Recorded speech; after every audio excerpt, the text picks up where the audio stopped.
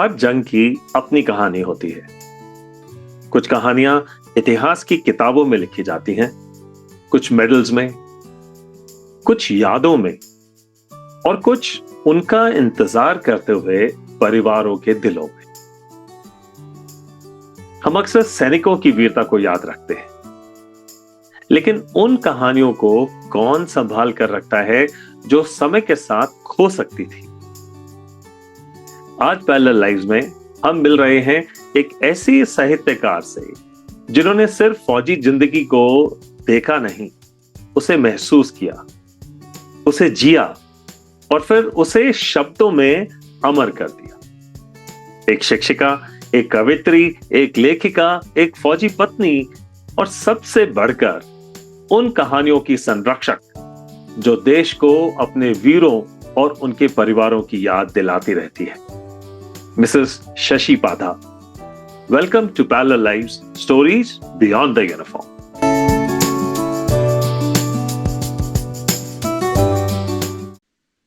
नमस्कार, मैं हूं ब्रिगेडियर टिप्सी वधावा और आप देख रहे हैं पैरेलल लाइव्स, एक ऐसी सीरीज जहां हम उन जिंदगानियों से मिलते हैं जो यूनिफॉर्म के साथ साथ चलती हैं।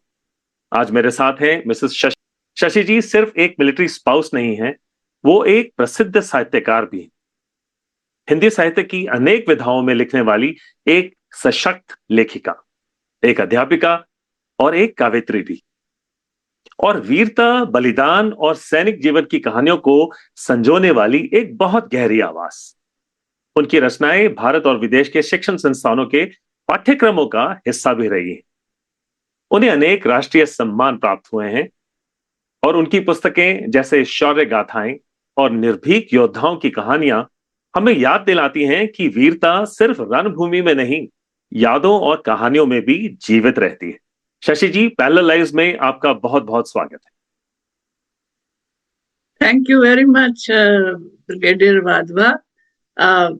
आपने मुझे आमंत्रित किया इस प्रोग्राम में, क्योंकि ये मेरे लिए ये बहुत बड़ी गर्व की बात है कि मैं अपने सैनिकों के बारे में, उनके परिवार के बारे में कुछ कह पाऊंगी, कुछ आप सबके साथ बांट पाऊंगी। तो और आपको बहुत बधाई कि आपने एक ऐसा विषय चुना, क्योंकि पैरेलल लाइफ जब मैंने पढ़ा तो मुझे ये लगा, पैरेलल लाइफ्स, तो मुझे ये लगा कि हाँ, हम लोग दोहरी जिंदगी जीते हैं। और मुझे अच्छा लगा था ये आपका शीर्षक भी। Welcome once again, ma'am. It is entirely my privilege to have you on my show, ma'am. And for the audience, she is speaking from Virginia, USA, and she's taken out time very early in the morning to speak to us. Thank you very much, ma'am. चलिए अब शुरू करते हैं parallel lives episode 2। Shashi जी, जब आप अपनी पूरी यात्रा को देखती हैं तो आप अपने आप को सबसे पहले किस रूप में देखती हैं? एक अध्यापिका, एक साहित्यकार, एक फौजी पत्नी, या इन सबका एक अनोखा संगम, a mix of all these? फौजी पत्नी, क्योंकि जब भी मैं ये तीनों चीजें कहीं लिखूं या बोलूं तो सबसे पहले जो मेरी पहचान है वो है एक सैनिक पत्नी, और बाकी आयाम जो है मेरे पर्सनालिटी के साथ, मेरे व्यक्तित्व के साथ अपने आप जुड़ते गए। और एक बात और भी कहना चाहूंगी कि फौज में जाने के कारण, फौजी से ब्याहने के कारण मेरी जो कल्पना की उड़ान है ना, उसमें वो उसका जो आकाश था वो और बड़ा हो गया, क्योंकि एक्सपीरियंसेस बहुत हुए ना।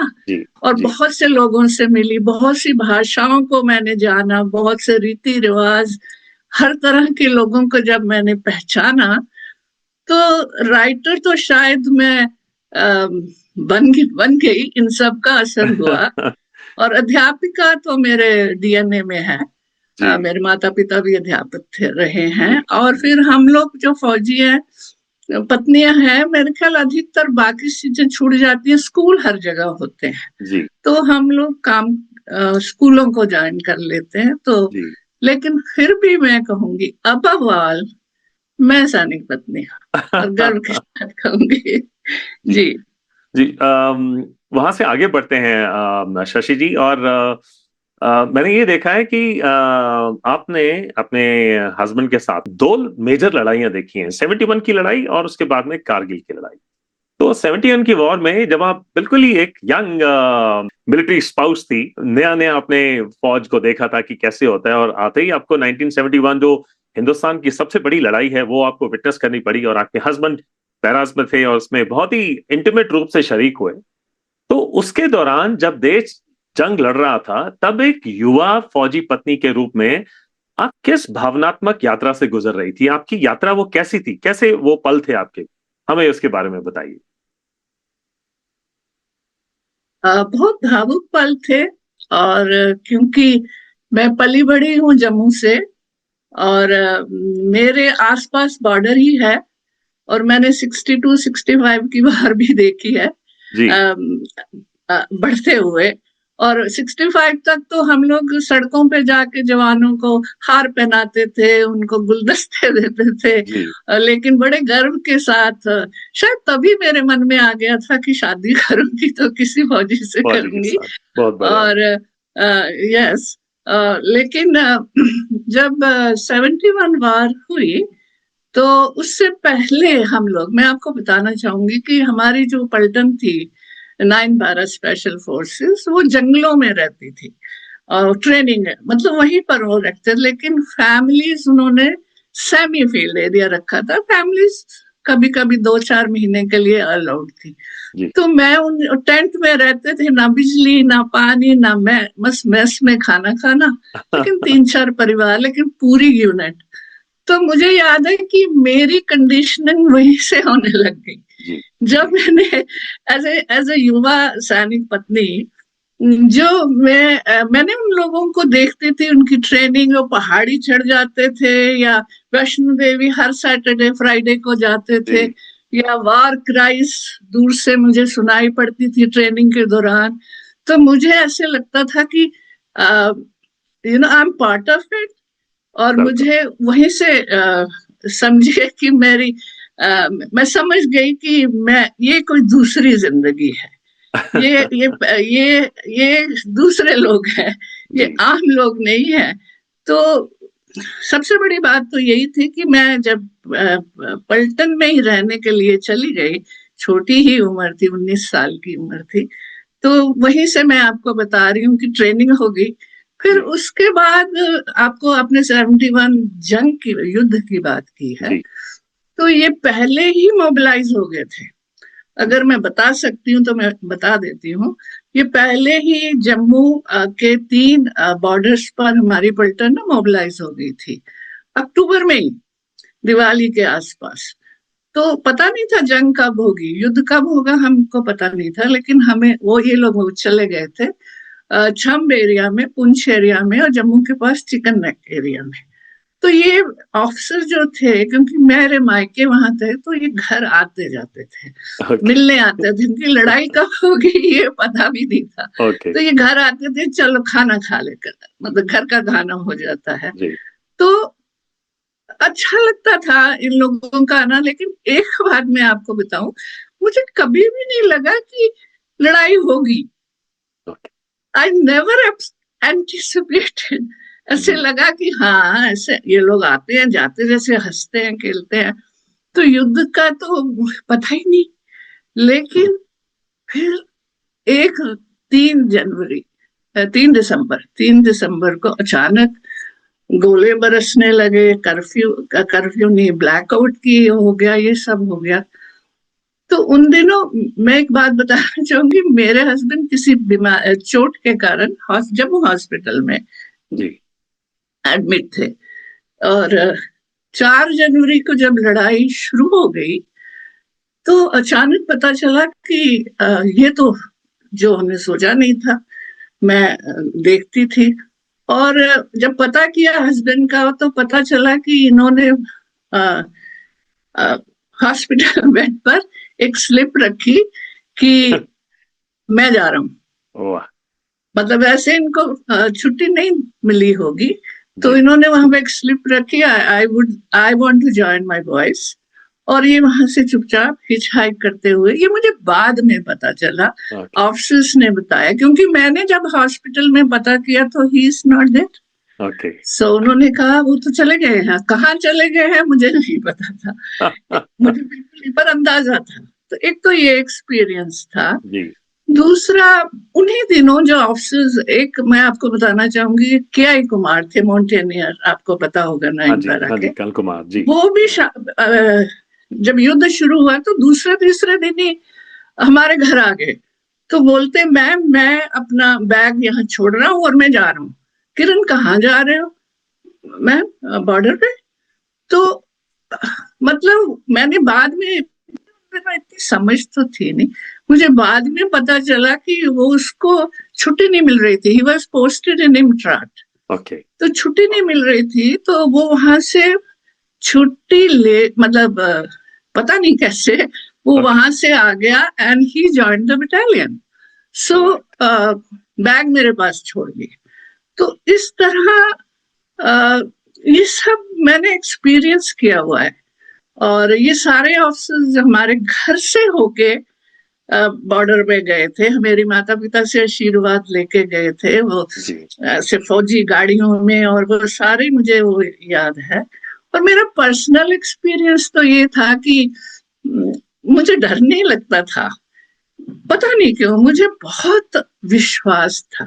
जी मुझे विश्वास था क्योंकि मैंने जैसे इन लोगों को देखा था, मुझे लगता है इनको कुछ नहीं होगा, ये लोग खुशी खुशी वापस आएंगे। और हाँ, ये होता जरूर था कि हमारे यहाँ घर के अंदर बंकर थी, जब वो ऊपर से जहाज आते थे तो हम बंकर के अंदर घुसते थे। मैं नहीं घुसती थी, मैं छत पे चली जाती थी, क्योंकि मैं देखती थी कि ये गोलों की आवाज छंब से आ रही है कि चिकन नेक ओके से आ रही है ओके कि पाकिस्तान से आ रही है।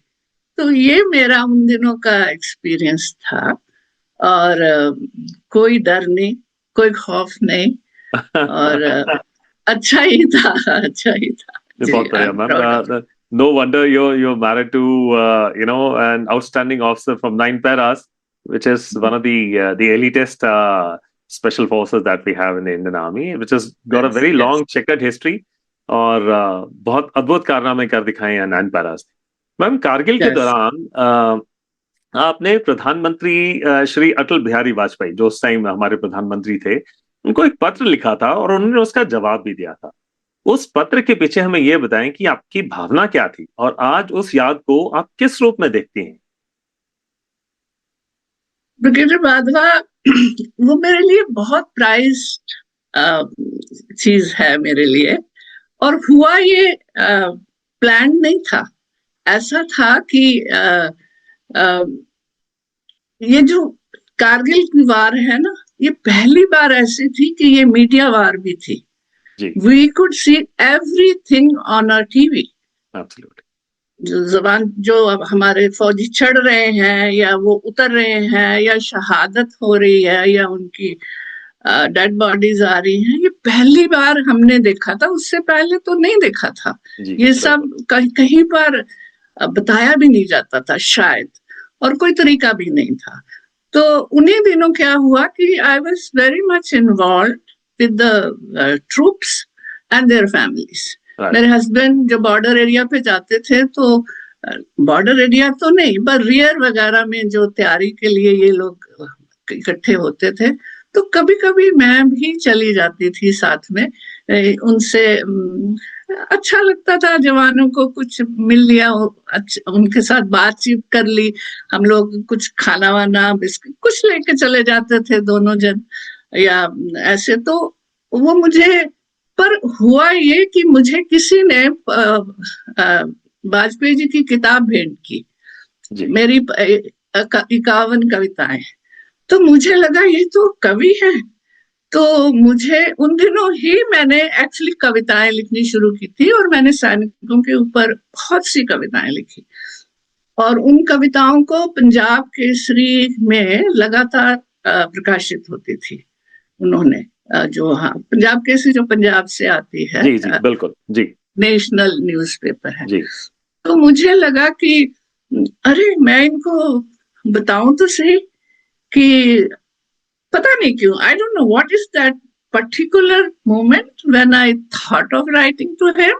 राइट। पर मैंने एक दिन बैठ के मुझे नहीं याद है, पर मैंने एक दिन बैठ के क्या किया कि उनको चिट्ठी लिखी। और अगर आप चाहें तो मैं थोड़ा बहुत उसके कांड हाँ बताती जी, हूँ। प्लीज बताएं जी। मैंने उनको लिखा कि आप राजनेता हैं, आप देश संभाल रहे हैं, मैं सैनिक पत्नी हूँ और एक वरिष्ठ सैनिक, वरिष्ठ भी नहीं लिखा होगा, मैं एक सैनिक अधिकारी की पत्नी हूँ और मैं आपको सिर्फ अपने सैनिकों के जुनून, जज्बे और उनके संकल्प से परिचित कराना चाहती हूँ।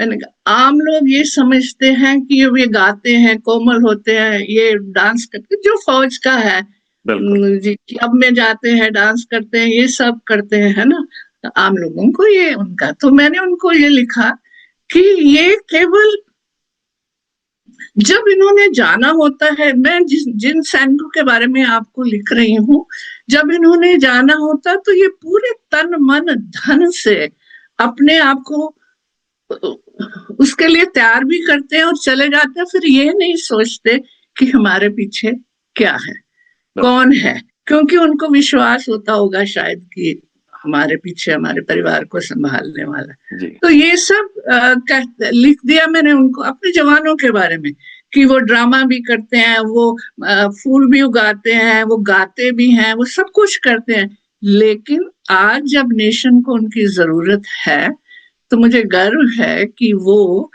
देश को बचा रहे हैं। तो आप राजनेता, हाँ एक बात मैंने जरूर लिखी थी और मैं कहना भी चाहूँ कि फिर भी मैं आपसे प्रार्थना भी करती हूँ और मैं ये कामना भी करती हूँ कि जल्दी ही ये युद्ध समाप्त जी, क्योंकि ये नरसंहार और ना हो, लोग और ना ये, क्योंकि दुख होता था मुझे जब मैं देखती थी टीवी पर। तो ये जब मैंने उनको चिट्ठी लिखी, मुझे नहीं पता था उनका जवाब आएगा। मैंने कुछ नहीं सोचा था, लेकिन आया। और एक बात और बताना चाहूंगी कि आफ्टर 2 years आई थिंक मेरे हस्बैंड को AVSM मिला, तो हम लोग अशोका हॉल में गए, तो वाजपेयी जी हमें मिल गए, बैठे थे, नेचुरली प्राइम मिनिस्टर थे। तो मैं जैसे मैं इनको जानती हूँ, मैं ऐसे उनके पास चली गई और मैंने नमस्ते की और मैंने कहा वाजपेयी जी, मैंने अपनी किताब और कविताएं भेजी थी, तो आपने मुझे जवाब भी दिया था। तो कहने लगे ऐसे जैसे करते हैं, है ना, ऐसे कहने लगे हाँ कुछ याद तो आ रहा है, आप लिखती है ना अभी भी?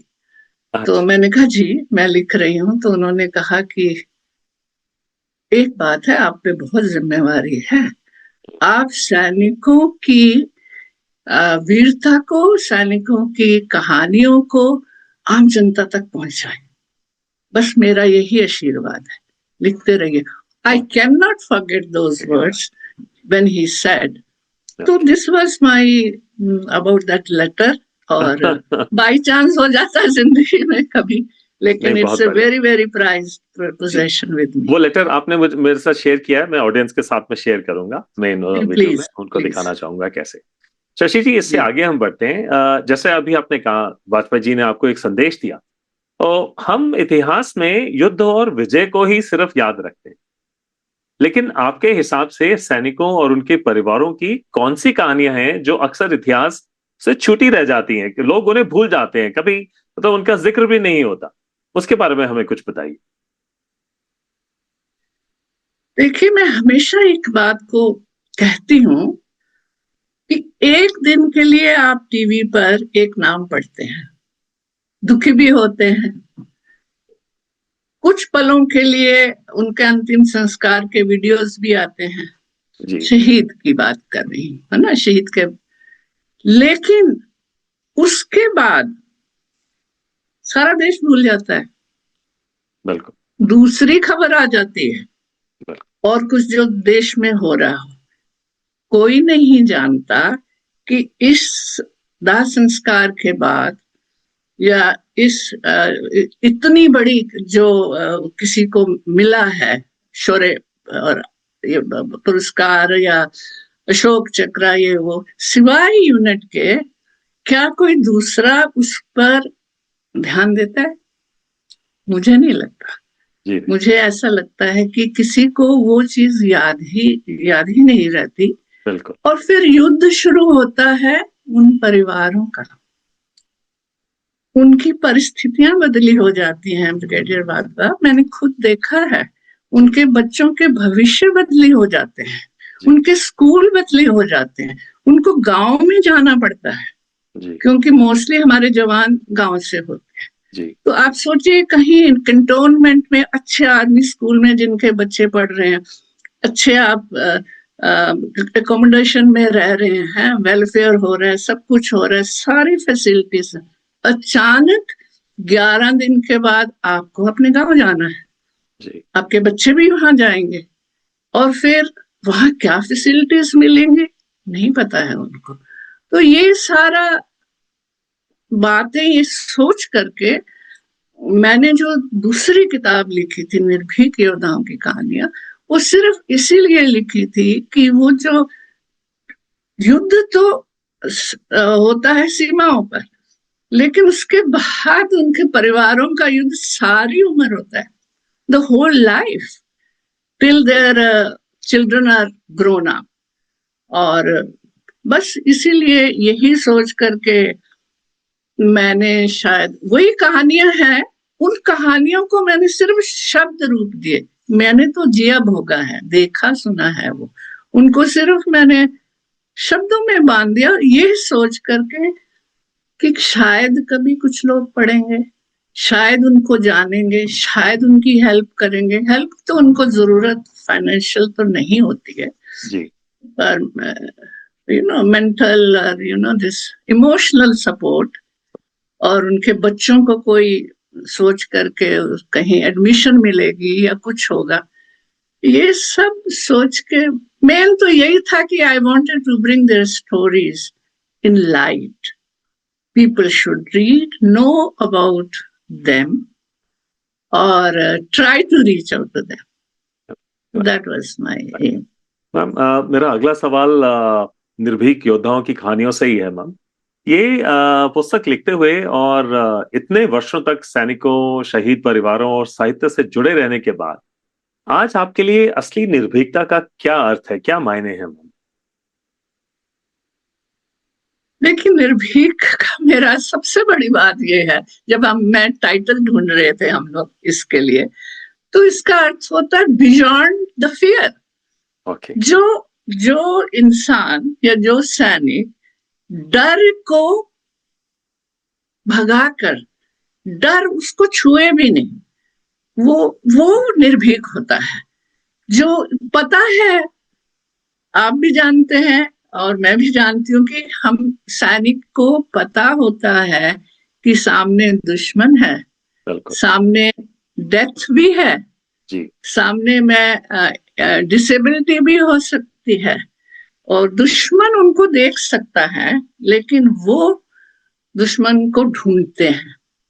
जब भी मैंने जितने लोगों का इंटरव्यू किया, वो यही कहते थे, मैम उनको तो पता होता था हम कहाँ हैं, उनको हमारी मूवमेंट दिखती थी, लेकिन हम उनको ढूंढ रहे होते थे।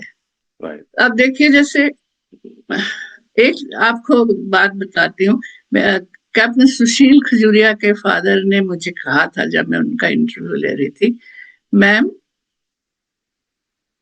मेरा बेटा इतना निडर था कि डर भी उससे डरता था, वाह, डर भी उससे कांपता था।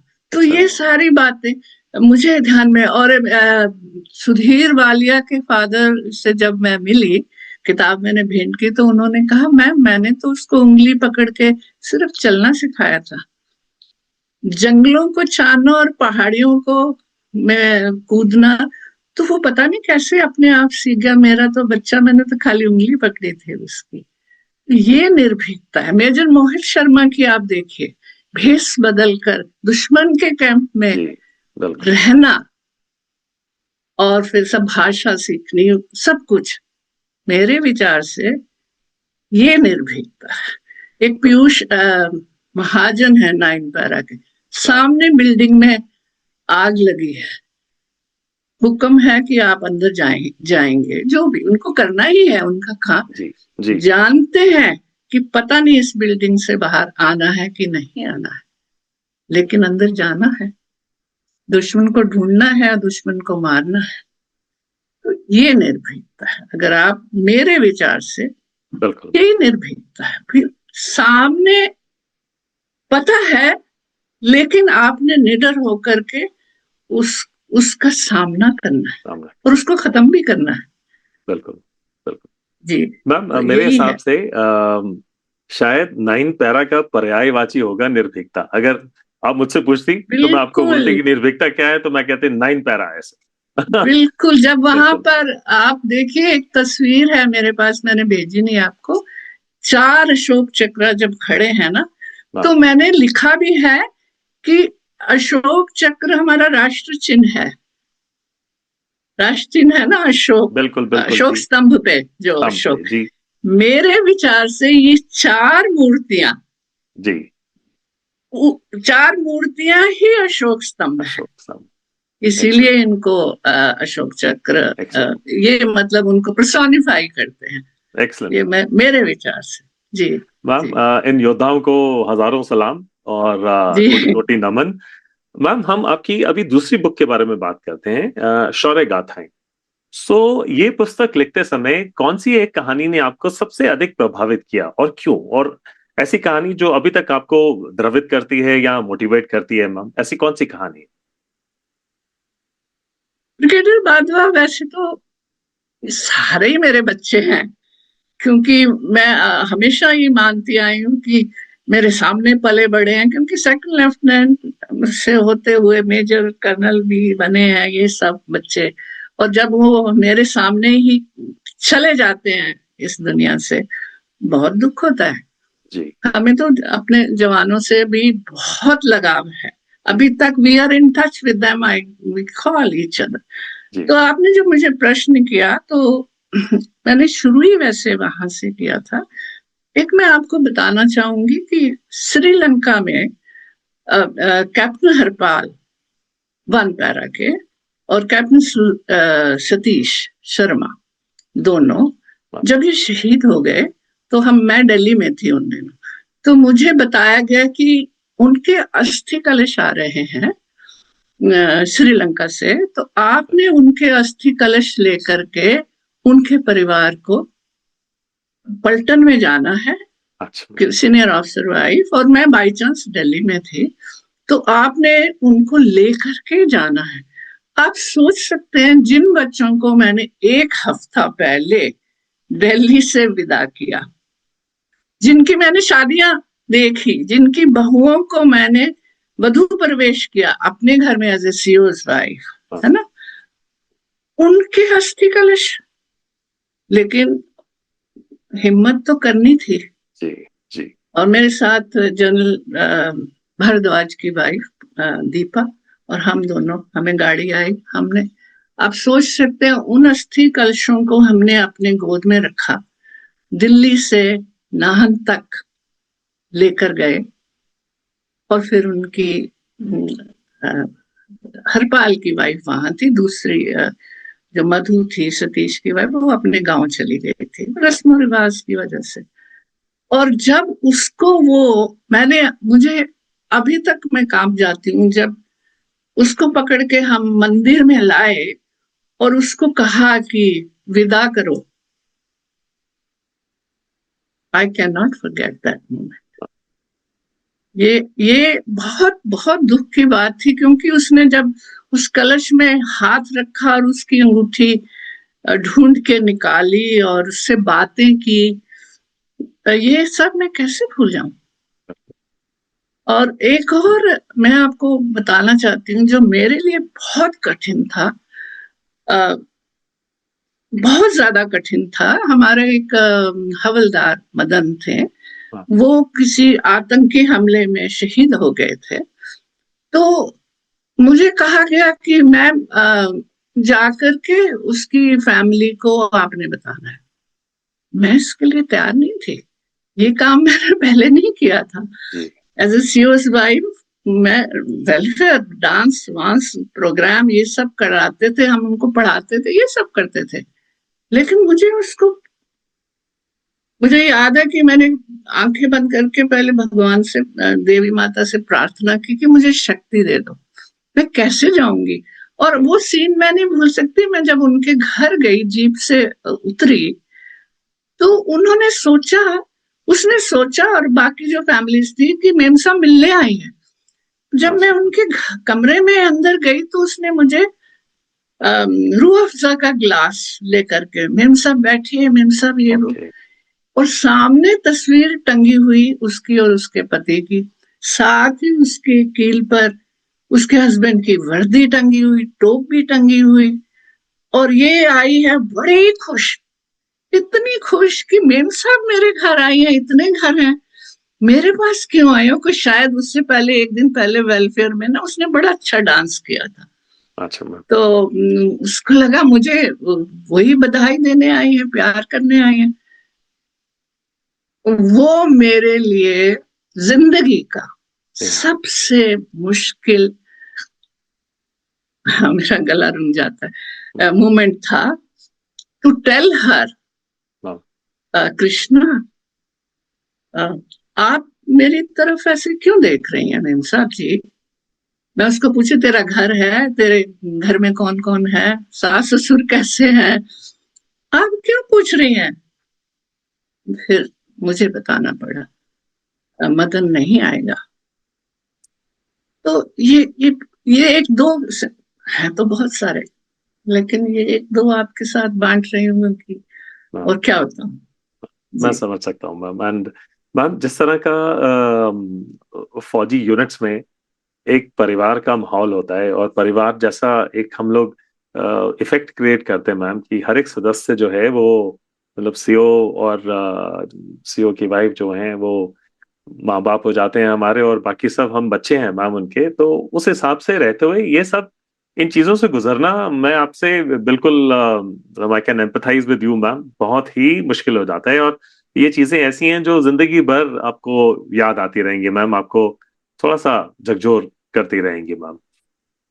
क्योंकि फिर मैंने इनको लिखा, वो मेरे लिए भी बहुत कठिन था मैम। मैं पूरी रात बैठ के, क्योंकि I didn't want to leave और मिस अ मोमेंट, क्योंकि रिलीव किया ना मैंने उस एक्सपीरियंस को, क्योंकि मैंने बाद में लिखा, उस टाइम थोड़ी मुझे ख्याल था, ये तो बाद में जा करके कि अरे मुझे लिखना चाहिए इनके बारे में। इस तरह ये दोनों किताबें। जी मैम, आज की पीढ़ी के लिए आप कौन सा संदेश छोड़ना चाहेंगी, सैनिकों के लिए भी और उन परिवारों के लिए भी जो उनके साथ खड़े रहते हैं हरदम? ब्रिगेडियर राघव, सैनिकों के लिए तो मैं क्या संदेश दूं, उनको आशीर्वाद ही दे सकती हूँ जी, क्योंकि वो मेरे अब तो बच्चों से भी बच्चे हो गए हैं। वो मेरे सारे, मेरा परिवार है। मैं चाहे अमेरिका में रहती हूँ, लेकिन मैं भारतीय सेना को ही सर्वोपरि अपना परिवार मानती हूँ। तो उनके लिए मेरे पास प्यार, स्नेह, आशीर्वाद और कुछ नहीं है जी। और उनको यही कहूंगी कि जिस निष्ठा से, जिस संकल्प से आप अभी तक करते आए हैं, सर्जिकल स्ट्राइक हो रही है, सिंदूर हो रहा है, ये हो रहा है, it makes us so proud. हम यहाँ सेलिब्रेट करते हैं उस दिन। Absolutely. आप हैरान होंगे, हम उस दिन यहाँ पार्टी करते हैं अपने फ्रेंड्स के साथ। हम इतने खुश होते हैं। तो उनके लिए तो यही कहूंगी, लेकिन देशवासियों के लिए मेरे मन में कुछ संदेश हैं, लोगों के लिए जो संदेश है। अच्छा, परिवारों के लिए आपने कहा, तो परिवारों के लिए तो मैं यही कहूंगी कि हिम्मत रखिए और जो काम वो छोड़ गए हैं जी, जो उनका सपना था, उसको पूरा कीजिए। और मैं, आपको भी पता है, मुझे भी पता है कि यूनिट साथ रहती है, यूनिट नहीं भूलती है उनको, है ना। यूनिट हर मौके पर उनकी हेल्प करती है। लेकिन देशवासियों के लिए, आम जनता के लिए मैं जरूर ये कहना चाहूंगी कि उनको भूलिए मत, उनके साथ खड़े होइए। उनको मॉनिटरली उनको कुछ नहीं चाहिए, सैनिक परिवारों को, उनको। और अगर एक सैनिक आज ये जानता है कि मैं सीमा पर हूं और मेरा परिवार जो है उनके साथ देश है, खड़ा है, उनकी देखभाल हो जाएगी, तो वो बेटर फाइट करेगा। वो उसको ज्यादा वो बिना किसी चिंता के निश्चिंत होकर फाइट करेगा। तो ये बहुत जरूरी है। आपको मैं 1 मिनट बताना चाहूंगी कि मैंने अमेरिका में देखा है, जो यहाँ पर जो आर्मी फैमिलीज है ना, जिनको मिलते हैं, उनको गोल्ड स्टार परिवार बोला जाता है। अच्छा मैम। हाँ, और एक और बात, यहाँ पर जैसे मैं और मेरे हस्बैंड अगर इन्होंने कैप पहनी होती है, हम लोग किसी ग्रोसरी स्टोर में भी जाते हैं, कुछ एक बार का वाक्य, एक लेडी ने ठक ठक किया हमारी कार पे। इन्होंने पूछा, ma'am do you need any help? Old lady थी, कहती no, I want to thank you for your services. ऐसा करते हैं। प्लेन में हम अगर एक बार जा रहे थे तो पता चल गया उनको कि ये फौजी हैं, क्योंकि ये कैप हमेशा पैरास की पहन के रखते हैं। तो वो पूरा जो स्टाफ था वो बार बार रखे, thank you for your services, thank you for sharing your husband with the nation ma'am. और फिर सबसे हैरानी की बात थी, जब हम उतर रहे थे, first of all they made him walk from the plane, और सब लाइन में खड़े थे। हमारे लिए पहला एक्सपीरियंस था। दूसरा, एक और बात, एक बार मैं किसी एयरपोर्ट पर थी, तो अचानक अनाउंसमेंट हुई, veterans, not veterans, people, army personnels are going from one terminal to another terminal, and please leave the place for them, क्योंकि वो ग्रुप्स में जा रहे थे। Can you imagine what I saw? Everybody was clapping. Very nice one. Clap कर रहे थी, मैं इंक्लूडिंग मी, मैं भी आगे जा करके क्लैपिंग। तो ये नहीं देखती हूँ मैं भारत में। अब होता है कि नहीं होता है, मैंने नहीं देखा है। सिर्फ यही है कि अगर उनको इतना, फिर अगर उनके परिवारों को इतना विश्वास दिलाया जाए कि तुम सुरक्षित हो, हम आपकी हेल्प करेंगे, या जरूरत में उनको अच्छे स्कूल, मैं कहती हूँ वार विडोज के लिए कॉलोनीज क्यों नहीं बनती अच्छी जगह पर? Why not? वो अपना भविष्य तो करें, उनके बच्चों को, मेरा ख्याल होती है स्पेशल एडमिशन उनके लिए सीट्स क्यों नहीं रखती? हाँ जी मैम। हाँ जी, हाँ जी मैम, वो फैसिलिटी है मैम। हाँ है, होती है। तो बस यही है कि मेरा तो, और तो मैं एज ए सैनिक पत्नी यही चाहूंगी। और बहुत अच्छा है, और मेरी किताबें पढ़ करके और लोगों की किताबें पढ़ करके अगर नई पीढ़ी इनको जाने, इनसे कुछ सीखे, तो मेरे लिए सबसे बड़ा पुरस्कार, सम्मान।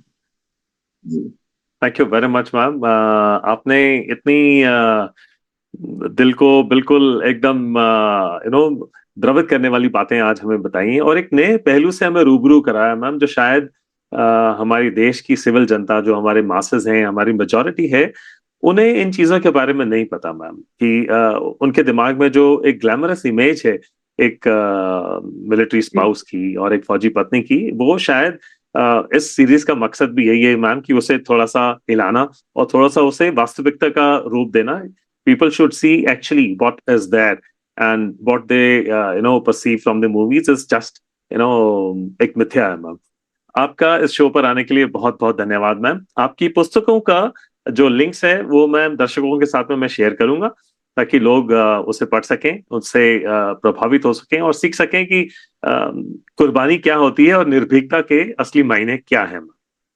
Thank you very much for being on the show and taking out your time ma'am from so far away. आपका वो टाइम जोन भी अलग है, फिर भी आपने मुझे ये टाइम दिया, एडजस्ट किया, उसके लिए मैं आपका तहे दिल से शुक्रिया करता हूँ।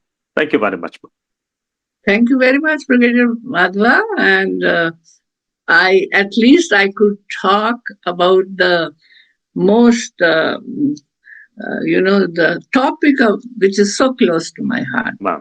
Yes, thank you very much. Thank you very and much. all the आज की बातचीत में हमने सिर्फ 2 युद्धों की कहानियां नहीं सुनी, हमने यादों की शक्ति को महसूस किया। हमने देखा कि कुछ लोग इतिहास बनाते हैं और कुछ लोग उसे संभाल कर रखते हैं।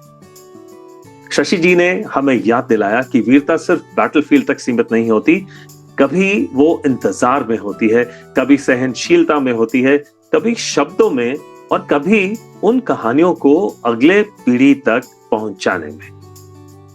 शौर्य गाथाएं और निर्भीक योद्धाओं की कहानियां जैसे कार्य सिर्फ पुस्तकें नहीं हैं, ये हमारी सामूहिक स्मृति का हिस्सा है।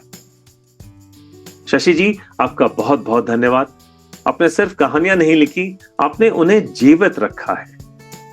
मैं हूं ब्रिगेडियर टिप्सी वधावा और आप देख रहे थे दी पैरेलल लाइव्स।